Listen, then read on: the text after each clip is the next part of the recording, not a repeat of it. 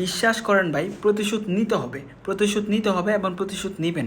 প্রতিশোধ নেবেন আপনি আপনার অলসতার উপর, প্রতিশোধ নেবেন আপনি আপনার বেকায়দার যে টাইমগুলো নষ্ট করেন সেই টাইমের উপর, প্রতিশোধ নেবেন আপনার ঘুমের উপর, প্রতিশোধ নেবেন আপনি যেই জায়গায় আপনি বন্ধু বান্ধব ইতে উইতে পিছনে আড্ডা দিয়ে ঘন্টার পর ঘন্টা ঘন্টার পর ঘন্টা বেকায়দা সময় নষ্ট করেন সেই সময়ের উপর, সেই সময়ের উপর যদি আপনি প্রতিশোধ নিতে না পারেন তাহলে এই দুনিয়ায় লোজারই থাকবেন।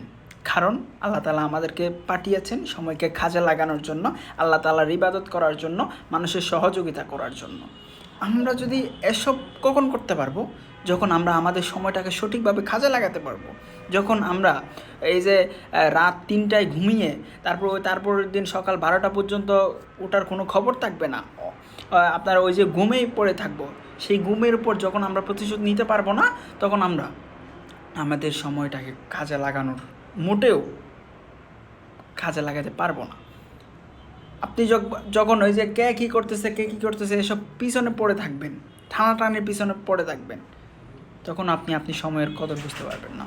সো প্রতিশোধ নিতে হবে।